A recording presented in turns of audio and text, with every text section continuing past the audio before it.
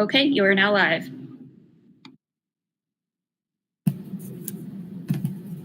Good morning. I'm Vice Mayor Shanika Smith and Chair of Public Safety Committee. I'd like to welcome you all to our January 26th meeting. All council members and staff are participating virtually. We appreciate your patience as we work through holding these meetings a bit differently. To help our audience follow along, I'll state each section of the agenda aloud. We are streaming live on our virtual engagement hub, which is accessible through the virtual engagement hub link on the front page of the city website. We will also have an option for the public to listen live by phone by dialing 855-925-2801 and entering the code 9477. For those of you out there with us today, welcome. For today's meeting, we have the option for people to call in and comment live during the meeting. To call in and comment live, use the same number, 855-925-2801, and use the meeting code 9477. Your phone will be muted and you will hear the meeting live. At this point, callers will hear, for more options, please press star. Press star 3 will allow callers to continue to listen live and join the speaker queue. As stated on the agenda, public comment will now be heard at the beginning and end of our public safety meeting. Callers may comment once during these public comment sessions, either during the beginning or the end, but not both. We will take public comment for 30 minutes during each of these comment periods.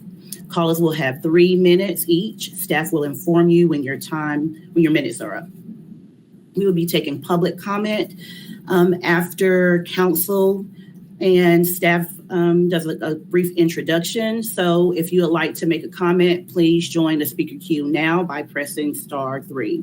If you are watching the meeting through the live stream while you are listening to the meeting by phone, please be sure to turn down your volume on your device before speaking. Okay, I'll now go through and introduce all committee members and staff who are participating virtually. Please make sure to keep your microphone muted if you are not speaking. Council and staff, as I call your name, please give a quick hello. Councilwoman Sandra Kilgore. Hi. Councilwoman Kim Roney. Good morning. City Manager Deborah Campbell.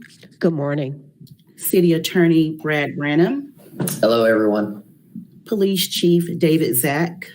Good morning. Development Service Department Director Ben Woody. Hello, everybody, and good morning. Development Process Coordinator Claire Richardson Friedman.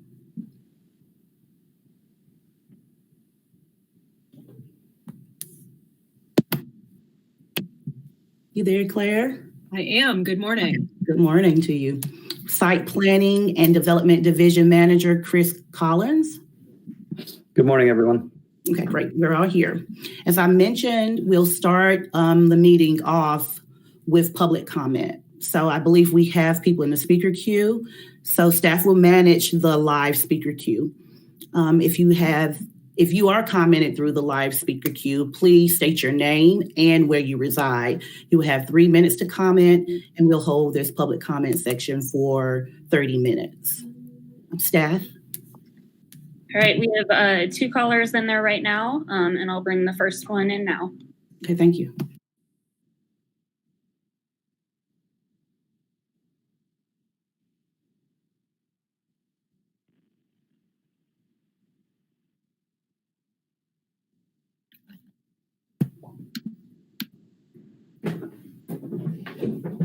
Caller, are you there? Caller ending in 1149, your line is open. I'm sorry, I thought that Mr. Freeman was first. This is Martha Salyers. I'm a retired family physician, a practicing public health professional, and a Kenilworth resident for 38 years. And I'd like to say good morning to Vice Mayor Smith, Councilwomen Roney and Kilgore, City Manager Campbell and staff, and thank you for the opportunity to speak. I'm here to talk with Mr. Freeman about the proposed noise ordinance.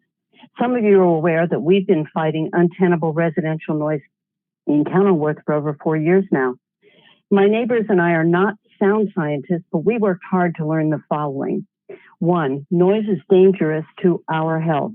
Residential noise is not just a subjective annoyance.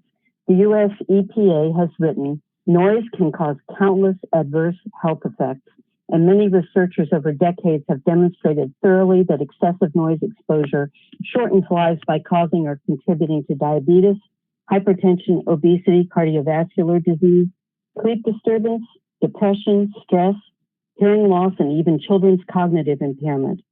Thus, noise is a massive yet underemphasized public health issue, especially in urban areas.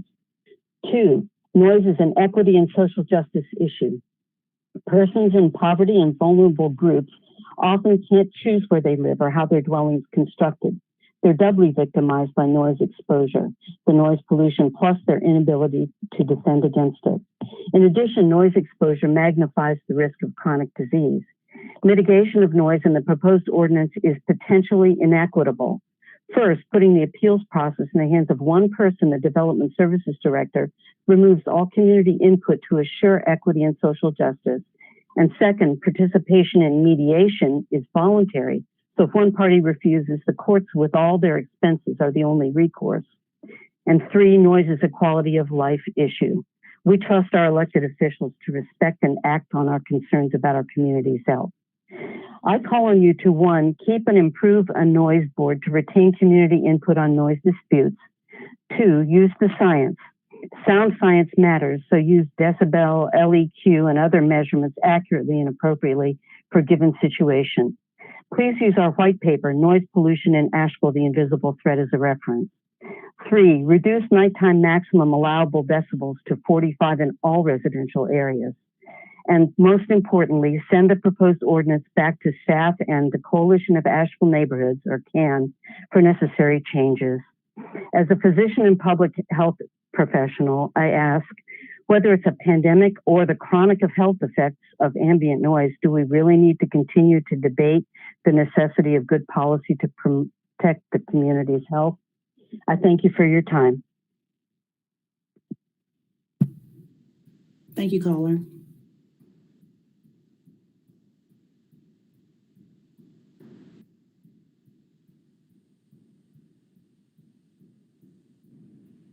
Is there another caller? Yes, bringing them on now. Yeah. Sorry, the computer's slow. Yeah, we can hear you. Good morning. I am Rick Freeman. I live in Asheville. I'm president of the Coalition of Asheville Neighborhoods. CAN represents over 20 neighborhood groups representing thousands of residents to support a unified voice for Asheville neighborhoods. My comments build upon the noise white paper and my letter of January 23rd outlining our serious concerns with the draft ordinance. As you know, for 2 years, CAN has worked collaboratively with city staff to draft a new ordinance with the objective of protecting the health of Asheville residents while preserving the vibrancy of this crown jewel city. In common cause with city staff, we worked tirelessly to draft an ordinance based on extensive research, community input, public health, and national public noise policy. Despite those collaborative efforts, the draft ordinance presented to you today fails in critical areas. To correct these failures, the draft ordinance must recognize noise as an identified environmental toxin that damages the health and well-being of residential communities. Embrace the science that residential tranquility is the building block and baseline of environmental noise policy. Incorporate the established science of noise measurement and address inequalities in environmental social justice by establishing a noise control board. CAN respectfully reminds the committee that residents originally brought this proposal before you. We realize this ordinance presents hard choices for the city as it tries to strike a balance between commercial and residential interests. However, we are dismayed that the proposed ordinance lacks any sound level limits to protect residential districts. Our research and work with the city, including reviews of 7 North Carolina city ordinances. 6 ordinances contained residential sound limits, including Raleigh, North Carolina, with one of the most neighborhood-friendly ordinances in the country. We will continue our community outreach. We will meet soon with the Asheville music professionals, leadership to reconcile misperceptions of noise mitigation. We are also requesting a meeting with APD Community Engagement Division leadership to explore noise enforcement and the effective use of noise meters to objectively document violations. You may be told that a noise ordinance will damage the vibrancy of Asheville. It will not. Rather, it'll provide a pathway for residents in the music industry to coexist. Sound limits do not prohibit music in venues, bars, and restaurants. Limits simply require sound to be contained within buildings rather than broadcast to neighbors. Safe limits for outdoor venues may vary depending on circumstances. CAN calls on the committee to reject this draft ordinance until residential protections are restored. CAN urges the committee to recommend improvements to the ordinance that address the health and well-being of Asheville residents. CAN is prepared to continue its collaboration with the city team and other stakeholders to achieve an acceptable ordinance for city council review. Caller, you're A at quieter Asheville. Thank you.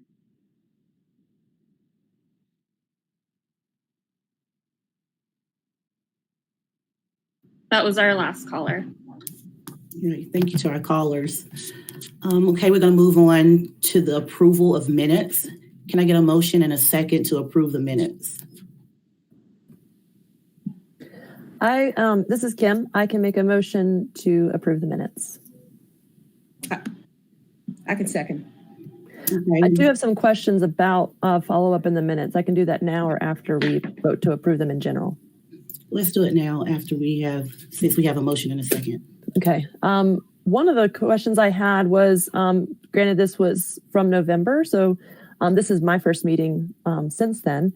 And I do have a request that we consider hearing the report from the Racial Justice Coalition that was offered by Ben Scales in that meeting. And I was wondering if there has been any follow-up regarding that presentation since this meeting. I guess I'll respond. I'm not sure in terms of follow-up that you are referring to. Ms. Roney, if you could elaborate, that will help me be more responsive. When reading the notes, it was my understanding that they were willing to give a presentation. And so I guess I could, I'll just formally ask that we hear it. And that would probably require following up with them to ask if they're still eligible or available to do it. I know they were speaking on behalf of some folks who had complaints.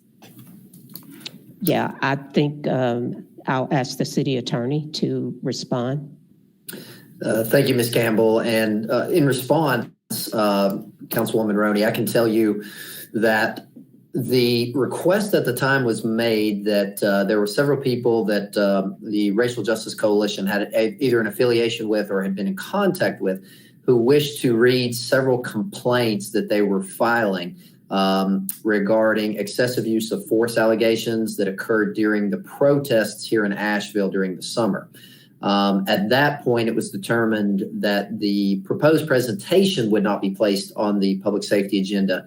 However, each of those members actually had their complaints read during the public comment section of the following public safety meeting. I'm not sure at this point if they still are requesting any additional information. I can tell you that I have had at least one, if not two meetings with the Racial Justice Coalition, Mr. Scales included, virtually since that meeting to further discuss a variety of ongoing issues and negotiations that we're working on with that group. They have not yet expressed to me any additional interest in coming back to present those things, although I will certainly not put words in their mouth. But I'm happy to touch base since I've got a fairly ongoing dialogue with that group. That would be great, especially because my understanding is there are about 20 complaints, and I reviewed the comments, but I didn't see 20. So I just want to make sure that our neighbors have a path to make their voices heard if they have a concern. All right, there's a motion and a second. I'll do a roll call vote for approval of the minutes. Councilwoman Kilgore? Here. Yes. Yes, aye. Councilwoman Roney? Aye. And myself, aye. I get mixed up on that aye too. I'm like, yes, aye. It's fine. And myself, aye. The minutes have been approved. We will now hear an update on the noise ordinance revision process, public comments received on the draft ordinance, and recommended next steps. Ben Woody will start us off on this. Thank you, Madam Chair and other members of the Public Safety Committee. I want to take a it's going to be a whirlwind. So we have a lot of information to share, and I'm going to do it relatively quickly. And just before I get started, I want to thank Claire Richardson and Chris Collins, who are on the line, and I may need them to assist with questions if they come up, but they've worked really diligently on this process. And also just want to take a second to thank Rick Freeman for his comments from the Coalition of Asheville Neighborhoods, because they have been really involved and worked really hard on this ordinance. It's challenging because we're trying to accommodate a quality of life in residential that's appropriate and reasonable, but also find balance in this ordinance, which can prove to be very difficult at times. So, Claire, if you can go to the next slide, please. So what I'll do is I'll do this really briefly, but I'll spend a little bit of time on background. I know, Madam Chair, you've heard some of this background before, but I would like to have the chance to also share that with the other two council members, and just to kind of refresher for everyone. Going to talk about we updated the data. Data has been an important part of this process for us, for city staff. It's real interesting to share. Then I'm going to walk you through the ordinance. That's not going to be as bad as it sounds, but I think it's important that the council committee understand the different elements of the ordinance. And as I do that, I'll give some of the feedback that accompanies that. And then finally, we're going to share some next steps and ask for direction on those. Next slide, please. And you're welcome to ask me a question at any point. Again, I'm going to try to move through this pretty quickly. So we actually started this process in about March of 2019. We spent the bulk of 2019 trying to engage with residents, trying to analyze data, call data, different things like that. So that really did comprise almost close to a full year. It was a very intensive process. About December of 2019, we went into began to write or draft this ordinance, and we were prepared to release a draft ordinance in about March of 2020, but then we had COVID, and it didn't seem like an appropriate time to continue moving that forward. So we ended up delaying this ordinance. So the whole process kind of sat on the shelf, so to speak, from March of 2020 till about November. In November, we decided to go ahead and release the draft ordinance that we'll share today and pick this process back up again. Next slide. So we've been at this for a while. This is what community engagement looks like, or has looked like. Most of this happened in 2019. I'm not going to read this slide to you, but it's a good overview of kind of the steps that we took to try to understand what the issues were. The first bullet point, you see the 880 public comment responses. That's what we received at the end of 2020 when we released the draft ordinance. So even that got a pretty robust amount of feedback. And I'll cover that a little bit as we go through this presentation. Next slide, please. Here's the data. In addition to the public engagement, we spent a lot of time trying to collect data. Again, I'm not going to read all these data points to you, but these are the things that we tried to use to begin to draft not only the ordinance, but the program that goes with the ordinance. And so what I'll tell you generally is we may not always agree on the best path forward or what the answers are, but I think we feel very certain in terms of noise that we can answer where, when, what, who, and why. So I do feel like we know the answers to those questions through the analysis that we did. Next slide, please. And so I want to just take a second to really show you what noise complaints look like in Asheville, because I think that's important in terms of creating context. Because it's one thing to have a good ordinance, but then you've got to build a program around that ordinance that allows us to administer and enforce that successfully. So this is noise complaint data from 2012 to 2018. So that's 7 years of data. And you can see that 50% of all noise complaints are happening when it's warm, which makes sense. 40% of all noise complaints happen on Friday and Saturday. 45% between 10 and 2, and then the busiest time is from 11 p.m. to 12 a.m. So what that tells you is, and you can see on the graphic, there's a box that kind of encapsulates that. We know when the volume of noise complaints is happening the most, and that's when it requires the most attention to a successfully addressed noise. That's a really challenging time period because, that's outside of normal city operating hours. And additionally, and I'm sure Chief Zach could confirm this, but that's probably when APD is busiest with other types of calls as well. So those are really challenging hours to try to figure out a way to administer this program. Next slide, please. And then you can see what's really interesting, another level kind of more granular review of this is you start to map those complaints, which we know the general location of where noise complaints happen. And you can see the darker the census group, the more complaints that we have there. So again, when you begin to think about how do I program resources to address noise, you can see where that activity is the greatest and where that needs the most attention. By far, and I mean absolutely by far, the majority of noise complaints, number one, are in downtown, which makes sense because you have businesses and residents that live together. And then number two, those noise complaints are happening in apartment complexes and public housing communities. So that's a distinction. That is residential to residential noise. So that's a neighbor making noise that disrupts another neighbor. Below all that is the next level of noise complaints, which really isn't statistically a lot in the overall scheme of things. But then you have the noise that comes out of commercial and industrial uses that then intrudes into residential areas. And if I can go to the next slide, please, I'm going to talk a little more about how we're going to enforce that noise based on where it comes from, but that's a few slides ahead. So to wrap up the data, and this is almost kind of unbelievable to me, actually, but in 2020, we got a fresh batch of noise data from the dispatch center. And despite a pandemic consuming most of 2020, there were actually 7 more noise complaints in 2020 than there were in 2019. So that's just remarkable how the number of complaints were only a difference of 7 between those 2 years. And then if you kind of look and you see the bold numbers in these bullet points for the 2020 data, and again, when you do the breakdown about times and things of that, now even locations, it all really is very consistent. So even in 2020, the way that noise happens and where it happens and when it happens really didn't change at all. So it's almost amazing to me how consistent that continued to be even in the pandemic. And again, that's why I feel pretty good about our ability to know where, when, what, why, and how this is happening. So next slide, please.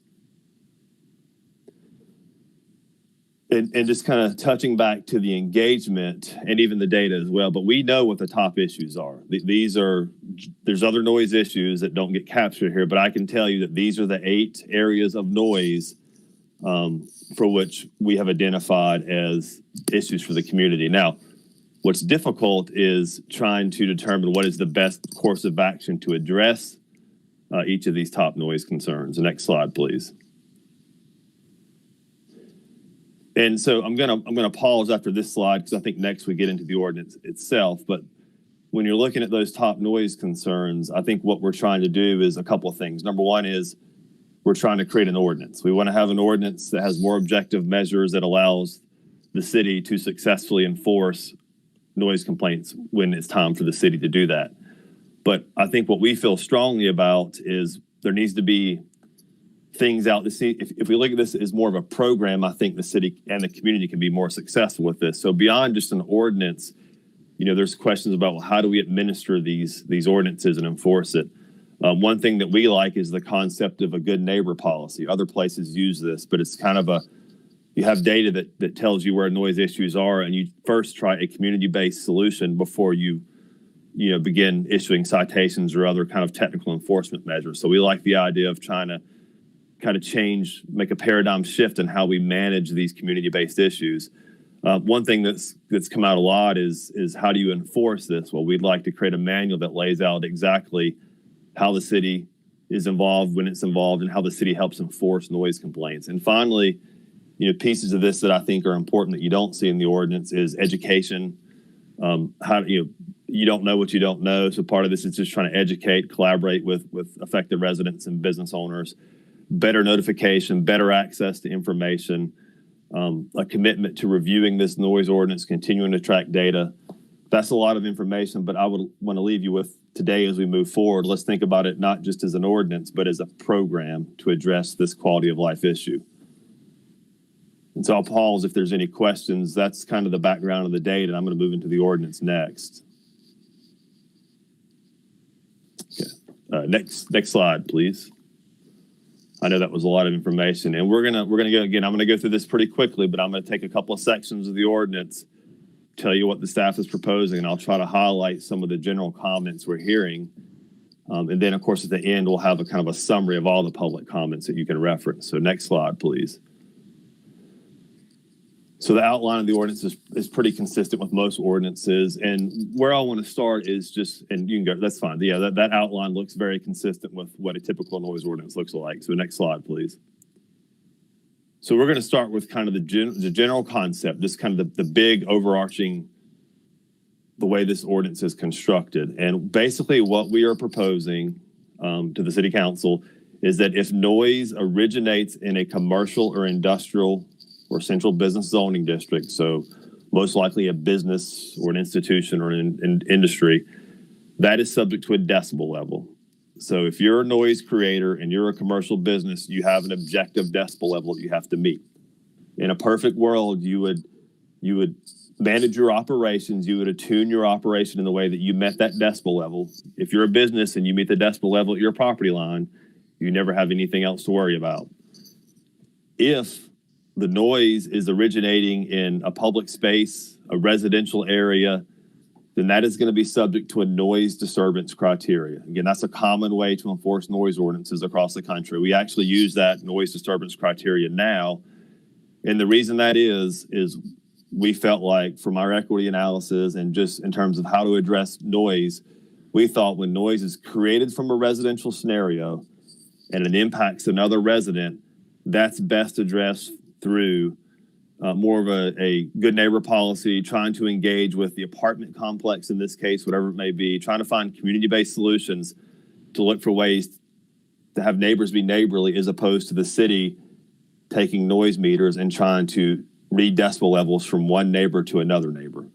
And again, remember the bulk of calls, the majority of calls that we respond to as a city are happening in apartment complexes and public housing communities. So what we're proposing in those situations is using the noise disturbance standard, where basically you're trying to work with the apartment owner and the residents to provide a better noise environment and improve the quality of life. And I hope, and we can talk about this more as we move through this presentation. So hopefully that makes sense. Next slide, please.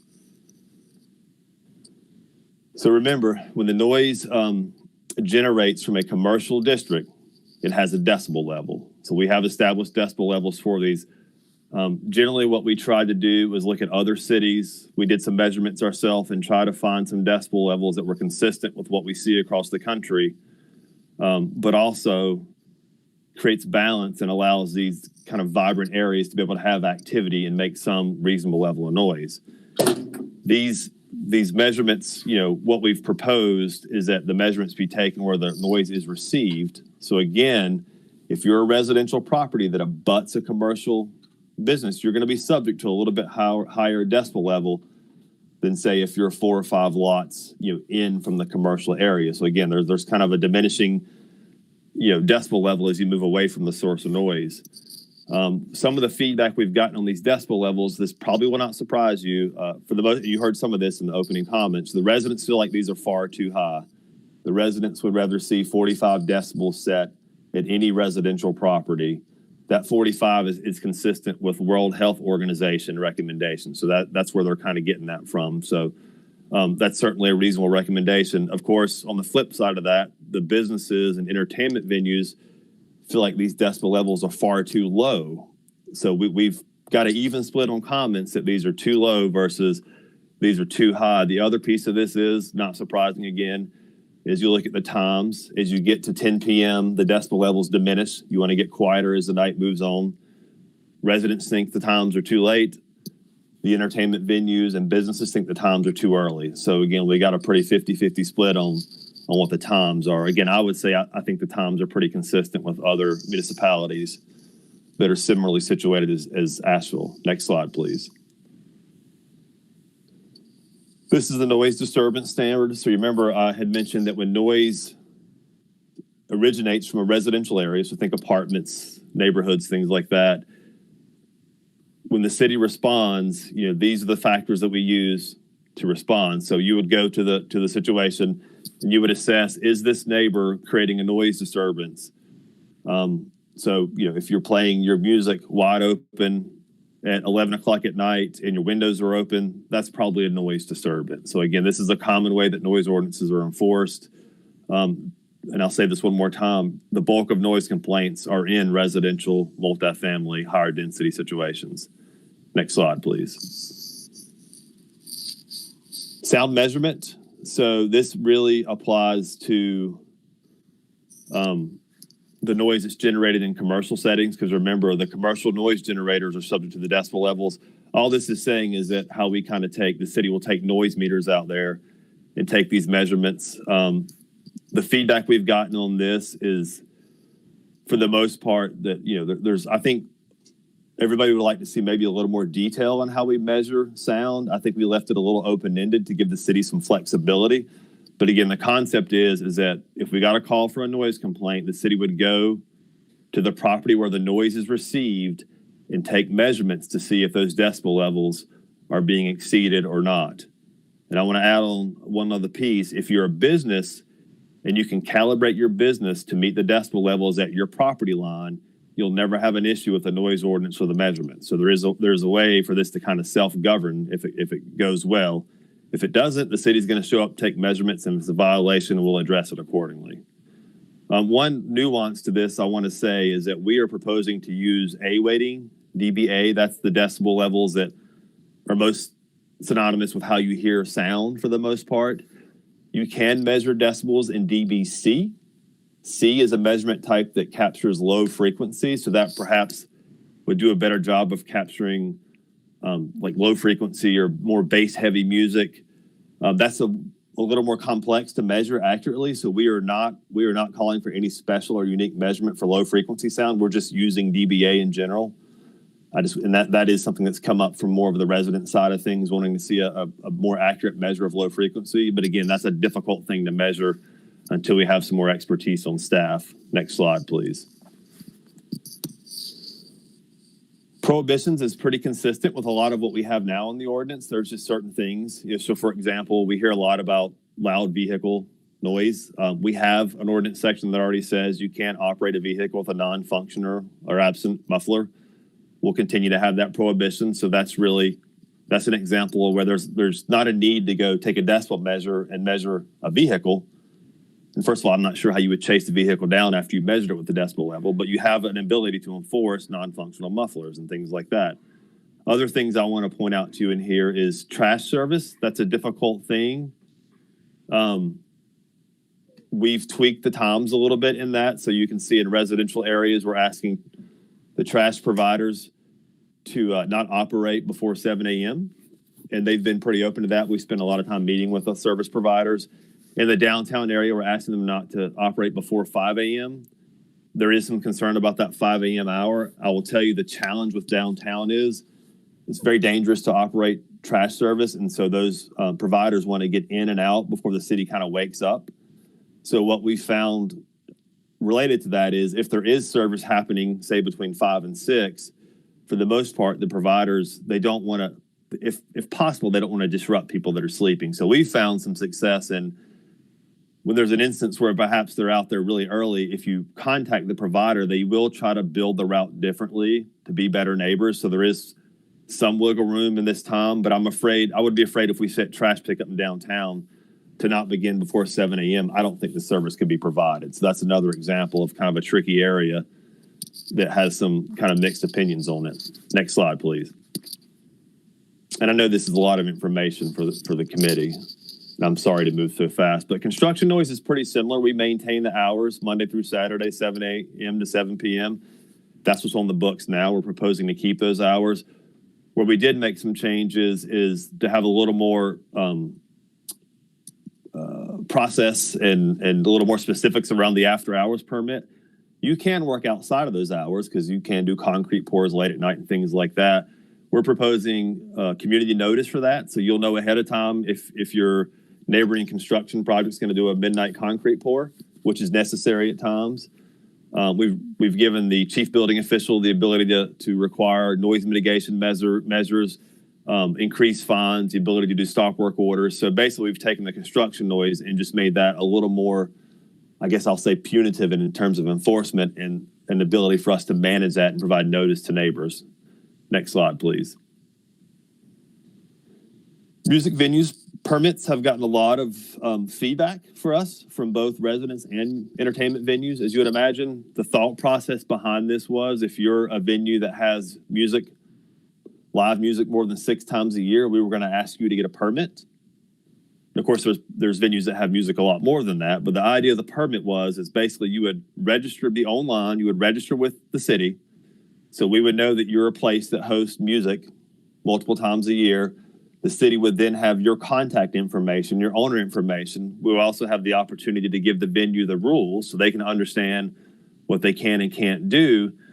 So that permit was really not intended to be a way to collect any additional fees or revenue or to create any red tape. It's perceived that way.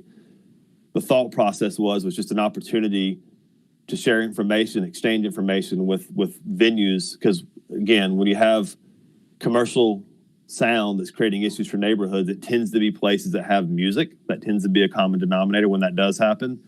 So again, the permit was a way to try to exchange information and then have a way to enforce. So if you have a venue that continues to create problems, you have a permit that you can then revoke. I think there was a lot of concern from the entertainment venues about this being kind of harsh. That's probably fair feedback. And again, I mentioned an enforcement manual previously in the presentation. We would obviously not want to go pull somebody's permit because they made one slip up or because a doorman left a door open one night. That's not the intent. The intent of these permits is to create, a way to dialogue and work through issues and to give a music venue or an entertainment venue a chance to mitigate their issues. But if they won't, and there's some that don't, you have a enforcement tool. So this may need some conversation about what extent we require permits to this level. I mean, maybe it's more of a registration. I'm not sure what that looks like. Next slide, please. But an area we know that requires some additional work is outdoor entertainment venues. So you can pretty much rest assured that if you have an outdoor concert that's not acoustic, so anything that's amplified and outdoors, it is probably going to exceed any decibel levels that we put in place. There's really no doubt about that. We have a lot of outdoor music in Asheville for sure. This sound exceedance permit was a way to allow businesses or entities to have outdoor shows that, again, are probably going to exceed the decibel levels, but allow them to do that a certain number of times a year. And as part of that process, they would be subject to hours of operation, to public notice requirements. So if the brewery down the street is going to have an outdoor show, then you would get notice of that as a neighbor. So you'll know this Saturday they're going to have an outdoor concert from 7 p.m. to 10 p.m. They'll have to stop at 10 as it's proposed. And you'll get a notification about that a week ahead of time. And what we tried to do with this is give everybody 8. So everybody can have 8 outdoor shows a year. There's a lot of those in Asheville, as you guys probably know that. And then allow that to increase to 20 if a venue does like a noise mitigation plan. Because there's also a lot of places that have more than 8 outdoor shows a year. And I want to give a little bit of context on this, where we started.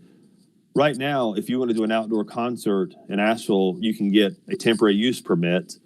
And again, there's no decibel levels that apply. So you can effectively do as many outdoor concerts as you want to, provided you don't create a noise disturbance. So we're proposing to kind of limit that, put some parameters around the times, the hours, and the number of concerts that are outdoor, and ask for a person to get a permit. So this is a pretty big change in terms of what we're allowing in Asheville for outdoor shows.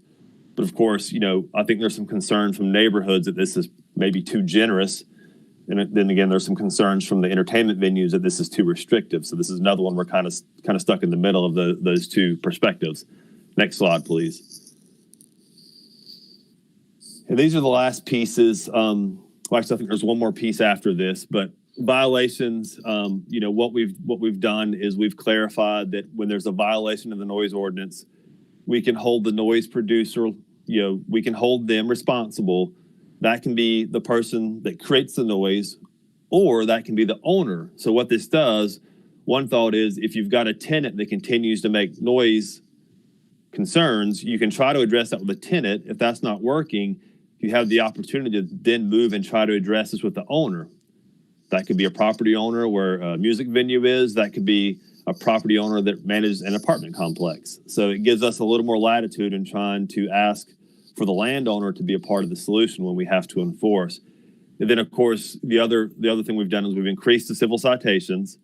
Again, these escalate, and we don't want to be heavy-handed with these. And our enforcement manual will kind of lay out how you get to civil citations. Again, we're not trying to walk out and issue somebody $100 citation on their first violation that they didn't even know they were violating anything. Then the other piece is we've built some permit processes in this to use as another tool to enforce the ordinance. Next slide, please. Appeals, you heard a lot of this conversation. Right now, there's a noise appeals board in place. That board is responsible for hearing if an APD officer issues a citation, the person that receives that can appeal that to the noise appeals board. If an APD officer does not issue a citation and the complainant wants to appeal that to the noise appeals board, they can as well. So what this board does currently is it allows them to hear appeals of citations or to hear complaints. We have proposed to remove that board. It hasn't been necessarily effective and it doesn't get a lot of use. We think that we've created an ordinance that actually creates a better set of tools to address noise concerns. Of course, the ordinance does have an appeal process that comes to me. Obviously I'm not looking to be the person that hears all the appeals for noise, but that's certainly, we have to give people, their due process. And so again, some of the concerns you heard in the public comment is maintaining some sort of citizen-based appeals board that perhaps can hear these difficult decisions outside of the Development Services Director. Next slide, please. I'm almost done. I know this is so much information. 3 things that I don't think that were on that. Remember, I showed you a list of kind of some of the top issues. These weren't obvious in the slides I just went through, but fireworks, much bigger issue than I thought it would be, but we're proposing that fireworks that go after 10 p.m. or fireworks in general would need the sound exceedance permit because fireworks do exceed decibel levels. We've been working with McCormick, the tourists, the baseball team, to make sure that we don't create a situation where they can't do fireworks. So we're trying to find a way with them to limit the number of fireworks and times, but also be respectful of the neighbors. So we're kind of working through how those fireworks would happen. But right now they're proposed to be subject to that sound exceedance permit. Busking, we get this a lot. If you remember, if the sound originates in residential property, right-of-ways, or public space, is subject to a noise disturbance standard. So buskers would have to meet the noise disturbance standard, not a decibel level. So again, that involves a staff person going out there, looking at the busker and determining if it's creating a noise disturbance or not. And then finally, animal noise comes up a lot. There's actually already a section of the ordinance in the animal control ordinance that addresses noise. So we think there's already a tool in place to manage that. So that's why you didn't see that in the noise ordinance, because it already exists. Next slide, please. And animal noise it's actually not as much as you think it would be. It's about 3% of the calls that come to animal control. And Ben, just one point to clarify, as proposed, fireworks would be allowed during federal holidays. And then outside of that, the proposal is to require a sound exceedance permit. Correct. So everybody gets to have fun on 4th of July. But on those Fridays through the season, they would need a permit. So everybody asked, where'd you come up with this stuff from? So a lot of it we tried to base on community engagement, tried to find balance. We promised we would do that. We tried to be equitable. We tried to think of the best way to work with the community to solve noise issues. And then outside of that, we looked at CDC recommendations in terms of hearing exposure when noise can damage your hearing. We looked at the World Health Organization. They've got good information about the public health impacts of noise. That is absolutely an issue. And then we tried to look at other cities. We tried to pick cities that we thought were vibrant, but also were places that people move to. And again, I don't expect you to do this, but I think if you were to go to these cities on this list, it's not exactly the same, but I think you would see a lot of consistency in terms of decibels, permitting programs, and just the general approach. One thing, Ben, I agree with you. The only thing that I could not match up was our curfew. I've been to New Orleans a couple of times, in Charlotte and Raleigh. That cutoff time seems a little early for me for any downtown venue or just any music venue across the city. Is that comparable to the cities that you have here? Yeah, that's a really good comment, and you've definitely been digging into this. No, I would actually say, again, I think it's comparable, but I would say that Asheville we're ending things earlier. I think that you're right about that. And again, that was trying to find a balance. I think having events loud events. Remember, you can do your event every day as long as you want to. It's just a matter of when your sound can leave your event and impact other people. So I think having a 10 o'clock kind of nighttime, so to speak, is probably pretty consistent for weekdays. But you're right, Councilman Smith. I think a lot of times these places on weekends, they will push that they'll push that kind of daytime out to 11. And I've even seen places like Wilmington that push it out to midnight. So there is some room maybe to discuss looking at weekends a little differently. I would That's a like good to see that comment. as well. Because I've played shows in those cities past midnight. Yeah. I'm surprised. I would like to see what the curfews are by city and which ones are known for having impact on cultural hubs and centers. Yeah, we'll get that for you, actually. We can make that a follow-up item. We have all that, so we can maybe do a little matrix and just detail this out a little bit in terms of times and decibels. I'm sorry, Ben, while No, we're I'm sorry. here, I was also interested in who are the complainers, because we have residential neighbors in our CBD. And I was wondering if our residential neighbors are complaining about business noise or is it business to business complaints? Yeah, good question. We almost never get business to business complaints. That's very, very rare. We get it sometimes. It tends to be residents complaining about businesses. It's I guess if you think about West Asheville, think about Haywood. That's kind of a hot corridor because you've got houses that back up directly to businesses. And that's the thing about Asheville. We're kind of because of our topography, our commercial develops down corridors, and we have almost always residential that butts right up to it. So we tend to get those residents that submit. But again, and then downtown, we have mixed use area. Anytime you put density near commercial mixed use, there's lots of noise complaints. And that's a really difficult kind of crossroads because you want your downtown to be vibrant, but you also want to protect residents, reasonably protect their quality of life. So, but again, I just want to remind you, the bulk of noise complaints come from multifamily areas.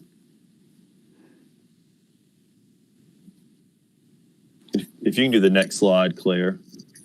And Ben, I'm sorry, this is Yeah. Deborah. And when you say come from multifamily areas, you are suggesting, if I'm not mistaken, is that it's multifamily to multifamily, or is it multifamily toward business? No, I think it's multifamily to multifamily. That's a good clarification, Deborah. And let me just real quickly.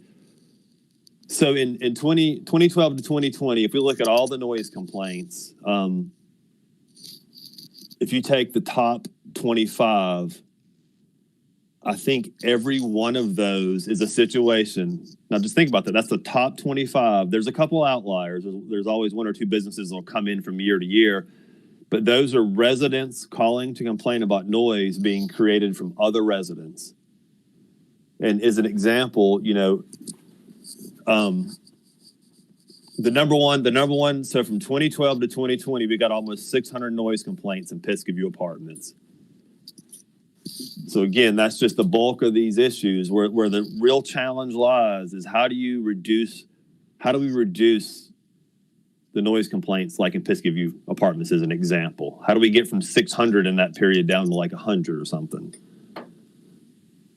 So the complaints of residents related to businesses are certainly out there, and they definitely exist. And there are chronic noise producers that are businesses, but the volume of that, the percentage of that is much lower than what we see from residential to residential.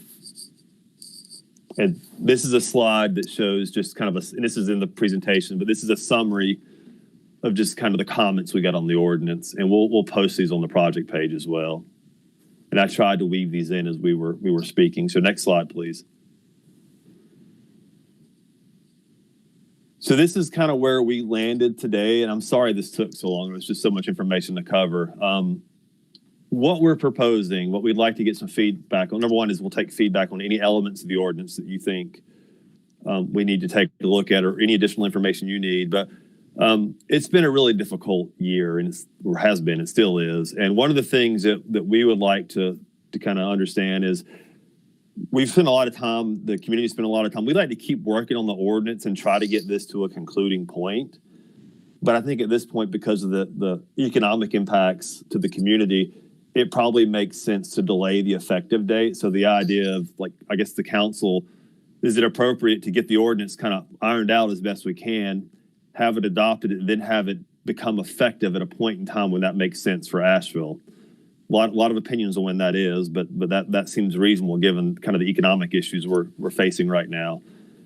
We'd like to move forward with DSD picking up more of the enforcement. We're trying to manage this program different, and that's part of the equity lens. Is, you know, how does non-APD resources help ultimately reduce the number of noise calls? That's the true metric, is how many noise complaints we're getting. So we'd like to go ahead and move forward with bringing a staff person on that can have some expertise in this, be much smarter than I am about noise, and begin to work on this. And you see that note to the transition that's underway right now. We're working with APD to figure that out. And then finally, we've got a couple of follow-up meetings after today. We're meeting with there's a Housing Authority Residents Council that we're trying to meet with. And so we want to have a conversation with them, because again, that's the bulk of noise complaints are happening in Housing Authority properties. And we've talked to David Nash and Tara Irby extensively, but we're trying to make sure that this ordinance as proposed is going to work for those communities. And then, of course, we've got a lot of residents that have put a lot of effort and time into this. We've got a lot of entertainment venues that are really concerned. So we've set up a meeting that staff's facilitating between residents and entertainment venues actually Friday of this week. So we're trying to work through these last key issues to get some consensus where we can. And that concludes my very long presentation.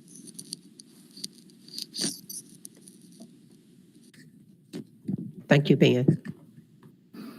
I do have a number of questions, but I wanted to start with just saying thank you to Ben and your team. I really appreciate the intention, the way that you've used the GARE tools that are available, and the focus on staying with a civil penalty, not a criminal. Because we have the two comments today and one that was submitted in advance in writing, what are the current changes to the noise ordinance that would address these concerns from the neighbors? Because when I participated as a neighbor in the event that was at AV Tech with the different neighbors, different neighborhoods at different tables, it seemed like the neighbors that showed up to the table I was at, a lot of the reasons they showed up with concerns wouldn't have been addressed.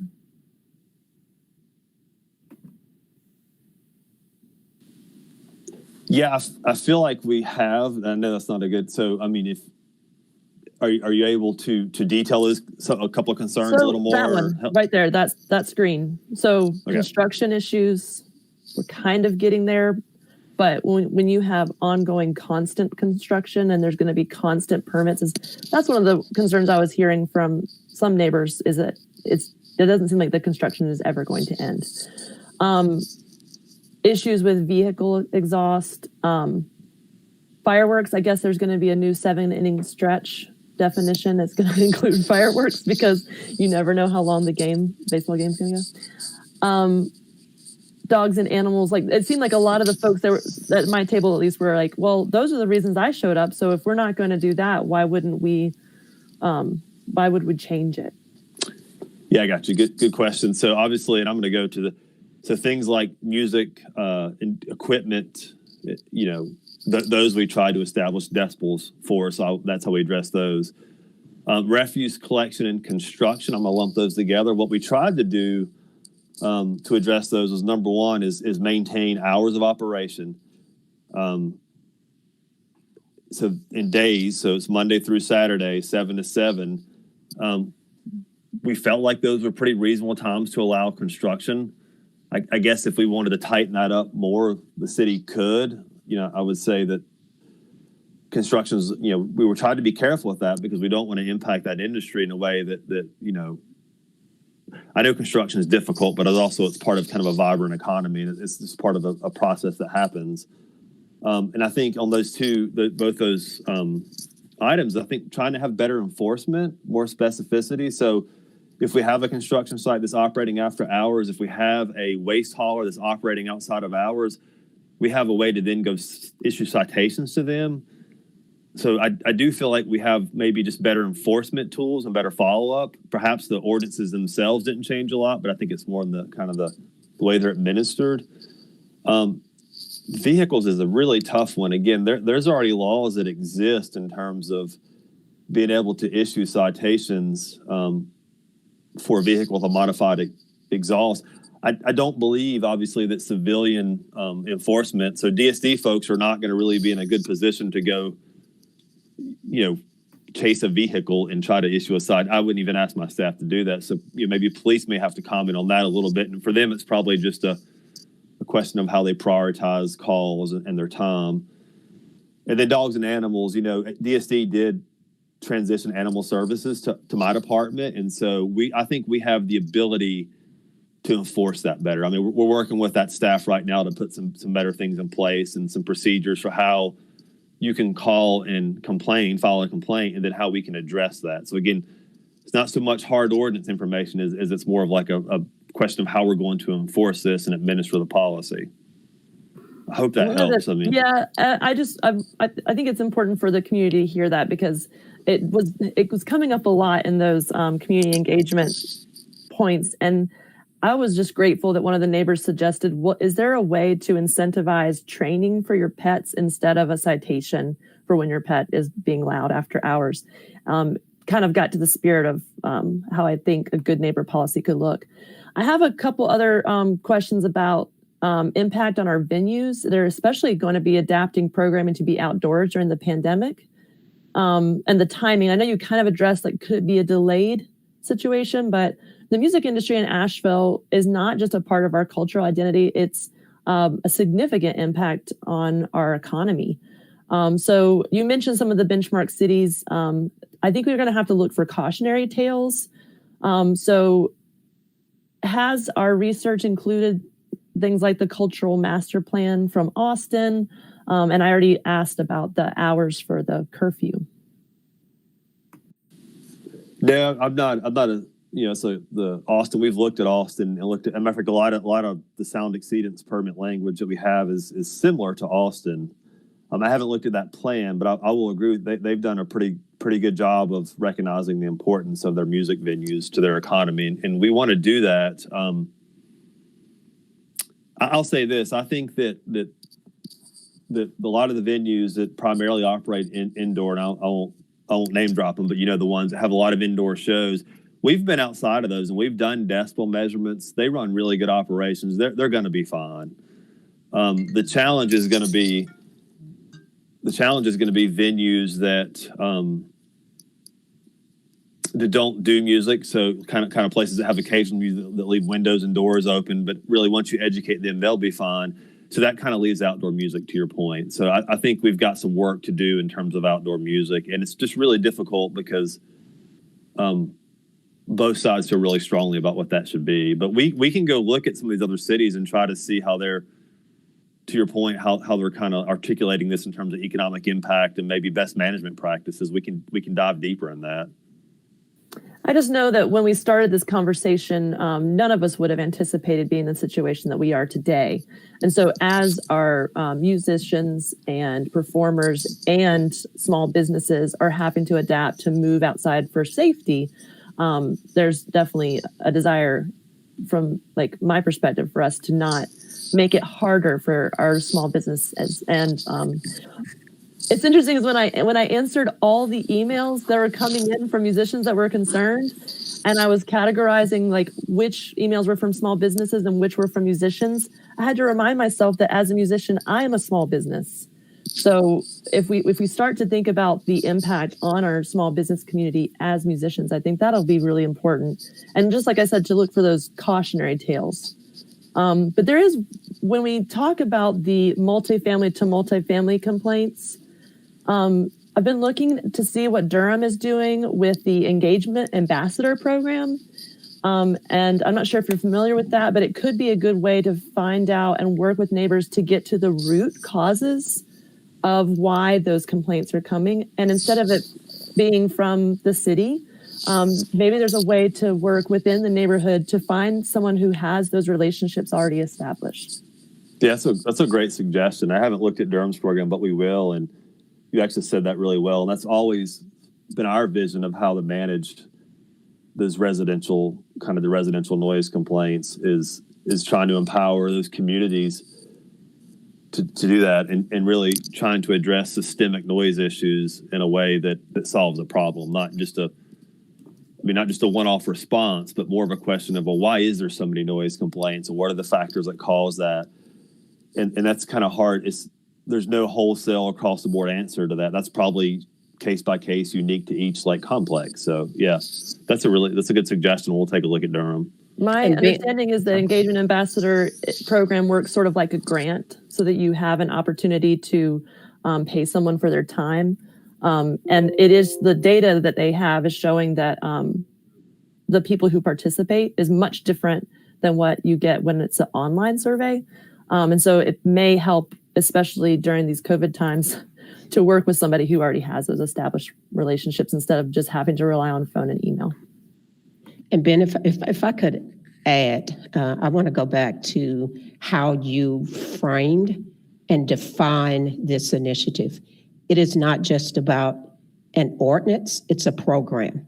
And a part of the program is that we communicate, we have outreach, we educate, we problem solve, rather than just sometimes in the past just going out and issuing citations and it being so punitive. What we're trying to do now is to collaborate, to again, Ms. Roney, you talked about community engagement. That is why we want this new position that's been added to our communication and public engagement division, to be able to do the kinds of things that you were talking about in terms of meeting with resident associations, even meeting with individuals. So we understand what are the problems that exist in a community, how do we problem solve, and how do we bring our collective resources of the city to help address. And it's not just, when I say collective resources of the city, it's not just city government, but other entities within the community to help us problem solve. So that's our model. We are learning, we are evolving. And I think the most important thing that Ben has said is, for this particular initiative, we're going to take a pause. We're going to go back out, re-engage the community, and see if we can address some of those remaining outstanding issues. And then even further to delay the effective date in terms of implementation after or if it's adopted by council. I like the sound of the Engagement Ambassadors program. And I was wondering if you all could possibly come together with Residents Council to think of a co-working, co-researching initiative there. I'm open to that. I think that's really the only way ultimately to be successful at this is to work with those that are affected and kind of let those help drive the solutions. What the best way that, I asked them I should ask them, how do you want the city to be involved? Not the other way around. And I guess that's what we're trying to do. And if that ambassador concept is the best venue to do that, then we're obviously on board with that. I've been following this for the past couple of years, and Ben, I can't say enough that you are exactly the right person in our community at this time. Thank you so much for your intention and the way you've handled this work. Thank you. It's been hard. Past couple of months. It's hard. It's one of these situations that's been really just challenging, but I appreciate you saying that. Thank you. I wanted to ask about lack of due process. And I think it goes back to the original dissolve of the Noise Appeals Board. But I think what people are wondering is if there is some type of involvement at some level from some type of citizen board. I was looking to see if Brad was going to unmute the city attorney, but there can be. There certainly can be. And I don't know, Brad, do you want to help me with that in terms of the board? And due Sure. process? Thank you. Yeah, I can add a little bit to that. Madam Vice Mayor, I think that there's no legally right or wrong way to either include or exclude a citizen board as part of this. So really, it's an optional format. I think the thought process that went into this, at least from a legal standpoint, was that we found that in looking over the board's actions over the past several years, that we had not seen a lot of effective action by that board. Whether you were having a complaint against you or whether you were filing a complaint, we really weren't having many situations where people actually felt they were getting a true due process benefit out of it. So we began to examine whether or not it was worth it to try to improve the board. And what we realized was with these situations, you have a very odd format. You have a group of citizens who generally are not experts in any particular field of sound or of sort of city process, trying to render essentially almost quasi-judicial decisions on things that they didn't have any kind of first-person contact with. So really, we had situations that we felt placed both sides in a very difficult legal situation because someone would complain against you to a board who did not hear the sound, is probably not familiar with the actual circumstances surrounding the complaint, rendering decisions on these things. And because of that, we were forced as part of the legal process to basically make it non-binding. And also that you've got alternate appeals process and recourse through the court system. So we just felt that it's almost a sort of a bureaucratic step that really didn't provide much of a return on the investment to try to get that. And we always worry about people rendering decisions on someone else without a specific expertise set or without a firsthand knowledge of what actually happened, because we think that creates unequitable situations for those that are complained against. So that was our thought process, that there really is no right or wrong in terms of legality, but we felt that that might give people not just a more streamlined approach, but it's also more consistent with the way we do complaints, citations, and appeals for other departments right now. So for instance, if you get a parking ticket, you don't have to go to a parking board. You get a citation, you've got the right to appeal to essentially the transportation director and plead your case to someone who understands the rules and the process. So we wanted to make it much more equitable, consistent, and fair across as many of our citation platforms as possible. And that's why we tried to mirror that approach. I just often think about how, a process like this can be weaponized just a little bit, neighbor against neighbor, business against business dispute, and kind of putting a lot in Ben's lap to mediate. That's another side of my comment button. Yeah.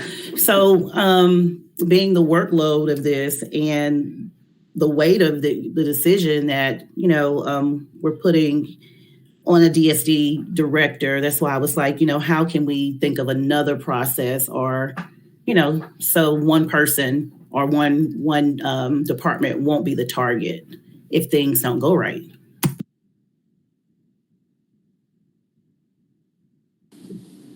We'll take a look at it, Vice Mayor. Thank you.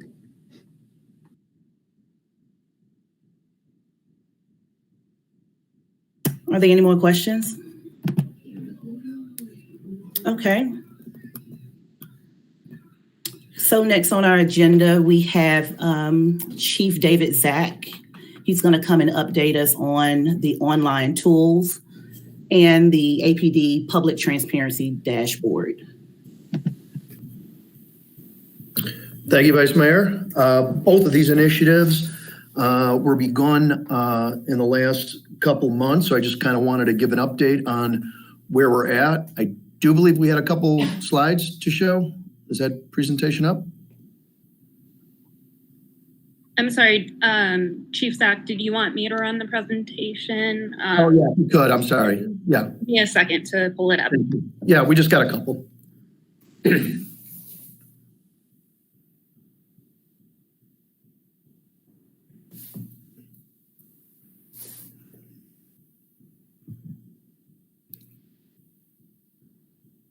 Thank you, Jenna.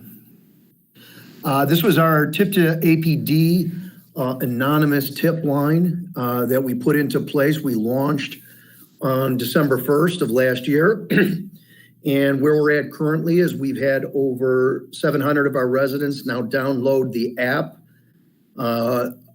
Up to this point, we have received over 191 tips on anything from abuse to violent crime, serious drug activity, weapons, and also in assisting us with locating some wanted persons. So I think for a first couple months with this tool being out, it's shown that we have a very engaged community that does want to assist us in various matters. So I think it's a good, strong rollout for the first 2 months. That's somewhat limited by our inability for our community engagement division to be out in the community and just pushing the tool that much harder. But this is something that we track weekly to see how many times the app is getting downloaded and just kind of going back and seeing if the strategies that we're putting in place are having an effect. So I think it's a good start. Again, we've seen a couple of major crimes already solved by the tip. It's a force multiplier for us. It's a tremendous aid to our investigators and our detectives in ongoing cases, but also in monitoring, the potential for serious criminal activity. So it's been a good start for us, and we'll just stay on it and just keep trying to push the app out. We're pushing it out in every press release. And again, we're getting a good response, and we're getting significant assistance from our community. Next, please. Our transparency dashboard, this is something we launched just a couple of weeks ago, and already we're starting to see a strong response and a lot of comments. More than 4,000 persons have already, we've had page views over 4,000.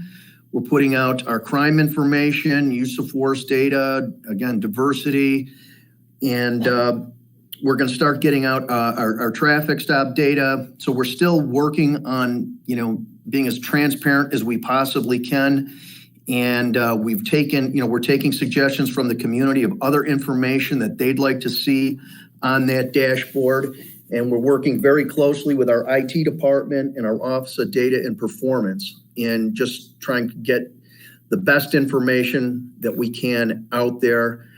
So we've got a lot of feelers out into the community to see, what exactly is wanted to see on that dashboard. So this is, I think it's a good tool, and it definitely demonstrates our desire to be as transparent as the agency can possibly be. So it's a work in progress, but again, I think our team did an excellent job in rolling this out, and now we will just continue to add on to it as is necessary and make sure our community is well informed on the activities of the police department.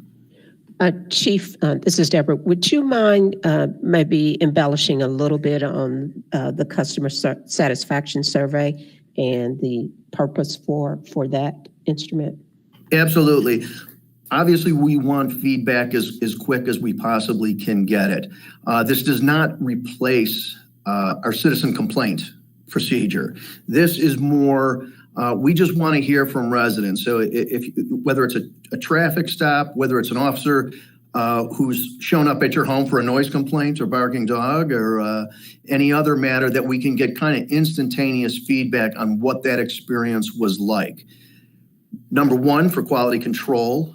Number two, to make sure that if we have maybe a problem developing with an officer, that we're able to address it much sooner. There's a lot of things that would not necessarily get reported as an actual complaint, especially when the incident involved is somewhat minor. But we still want to be able to know how our officers are doing, and we want to have that feedback from the community, be it positive or negative, that we're able to address problems right away.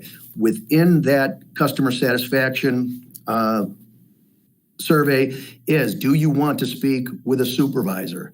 And what our hope is, if someone has had a bad experience or a good experience, that we try to get back to that resident within a 24-hour period. So we want to be as responsive as we possibly can. Again, we want to, encourage good behavior, but also identify behavior that's less than professional. So we want to be on that faster. And there's a lot of things that slip through the cracks when you're just doing, online citizen complaints, or you want to come in physically to report a bad experience. We want to make that process much easier and, again, much more efficient, where we're actually getting back to folks a lot sooner than maybe we would through the normal complaint procedure. But also, when our officers are being praised for their work, they're receiving that feedback as well, that, whoever you dealt with on this particular day with this particular incident, they were very pleased with the way you handle that. So we're reinforcing that sort of behavior as well.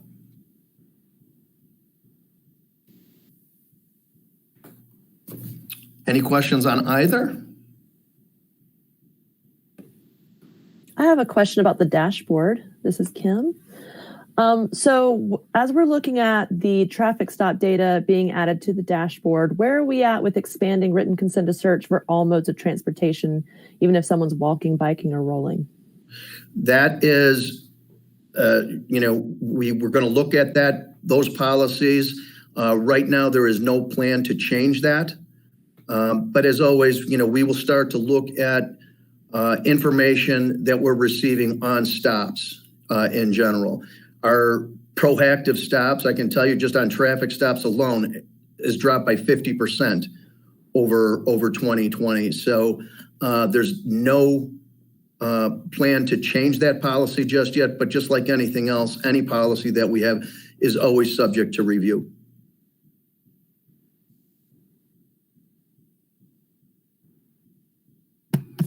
Okay, if there aren't any more questions, Chief Zach, you can update us now on the after action report from the protest last summer. Yes, thank you, Vice Mayor. The after action report, I had promised and I had hoped that this would be done by the end of December. We reviewed the final report for submission, and there were a couple things more that I felt was important that the public had a right to see, and you all had a right to see. And some of that was the FBI intelligence reports that we were receiving almost on a nightly basis. Our initial plan was to include those intelligence reports in the final report so folks could see exactly what we were seeing and hear what we were hearing as the protests unfold nationally. And when we contacted the FBI, they said, please don't, those are classified documents. We don't want those in your after action reports. As some agencies across the country had included. So first of all, they appreciated the fact that we checked in with them. That was number one. Number two, they said, we can give you an unclassified version of those same reports. And I felt that those were very important for you all to see. So you knew, again, exactly what we were hearing and seeing exactly what we were seeing. So we're still waiting for those scrub versions of those reports to come in so they can be included. But also, again, I think everyone's aware of the staffing crisis that we're dealing with, and several of the supervisors and so forth that I have working on the after action report because of other urgent matters within the department. We've constantly had to reassign and pull them away from those tasks from this particular task in order to handle more pressing emergencies within the department. So I apologize for the delay, but again, we want as comprehensive report as we possibly can, and I think it's just going to take me a couple of more weeks, and we'll have that report for your review. But there have been just some unprecedented issues that have had to be addressed. And currently, Vice Mayor, the report is scheduled to come back to this committee in March, and it will be, right now, it's the only item that is proposed for your agenda in March. Are there any more questions from the committee? Thank you, Chief Zach. If I can, I do have a couple. One is can talk about not being able to be officially a sanctuary city, but I do have concern about jurisdiction, bringing in regional and state officers that have agreements with ICE. So especially when we had a citywide curfew in place. So I wonder if we could review this concern with our partners or neighbors like the Buncombe County Sheriff's Office in a proactive way, and look at maybe a policy of not bringing in support from outside agencies that work with immigration enforcement. Another question in advance of our March meeting, just so that it's on the table, is I am very concerned that chemical weapons and projectiles of any kind aren't safe. And so I'm concerned that we would use those as tools in public safety. So thank you.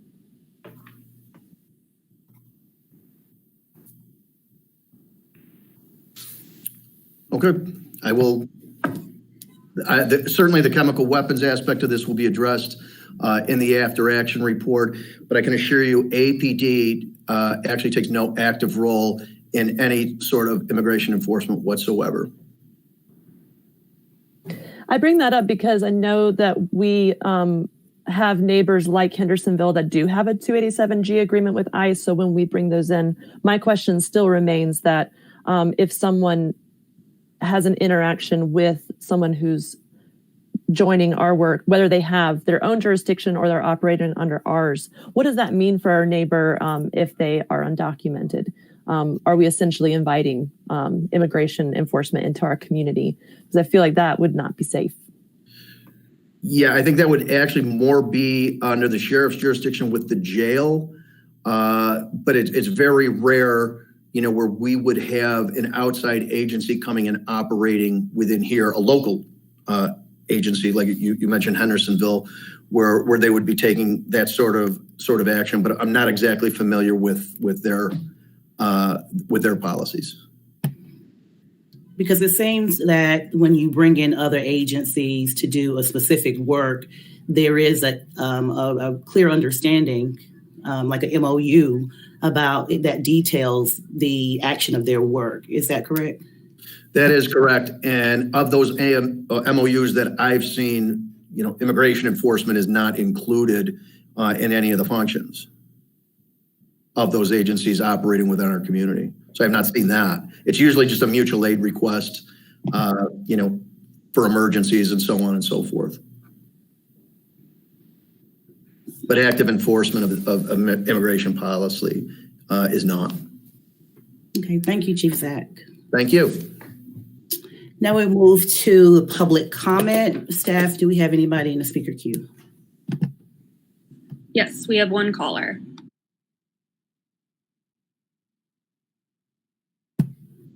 All right, caller, please state your name and where you reside, and then proceed with your comment. You'll have 3 minutes. Yes, thank you. My name is Grace Curry, and I live off of Charlotte Street, North Charlotte Street in North Asheville area. And I really want to say I appreciate all you're doing on revising the noise ordinance. I've lived here for 20 years in this home, very close to my neighbors, about 30, 40 feet away from their houses. And I've noticed the noise increase has certainly happened. And as a result, I did some studying when I knew you were going to be revising the ordinance, looked at different cities. And I found out, because I was very interested in our city, using decibel measurements for residential areas,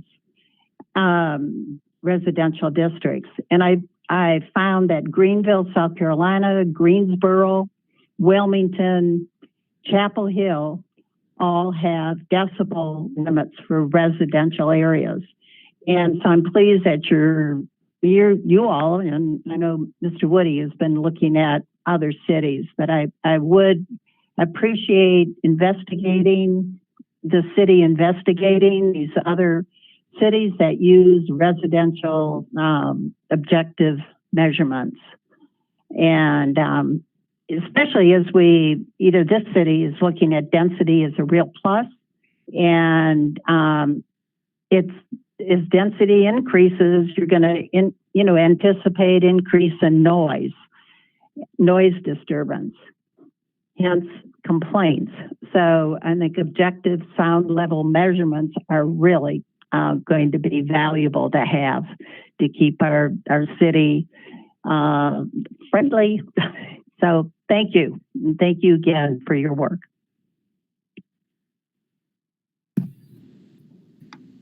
And Vice Mayor, we had one more caller jump in. Okay.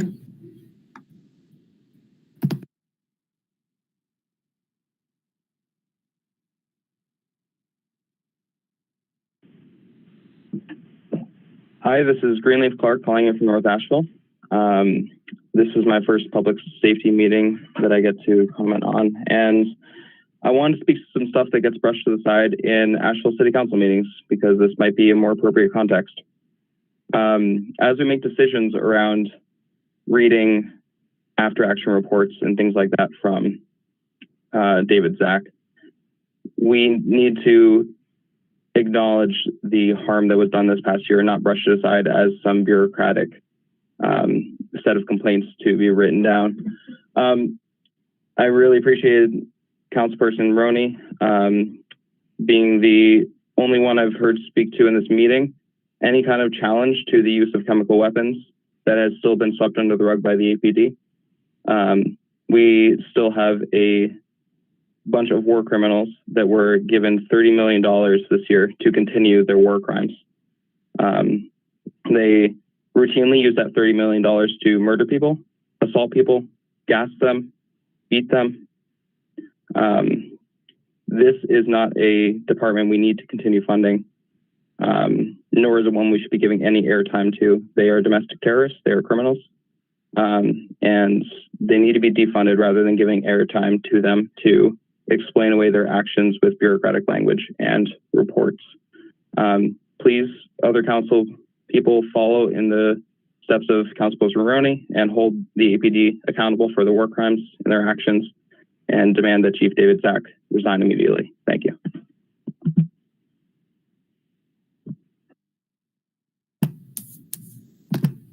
Is that our last? Yeah, that was our last caller. All right. Thank you all for attending. Are there any more comments from the committee or staff before we adjourn? All right. This meeting stands adjourned. I'll see you all soon.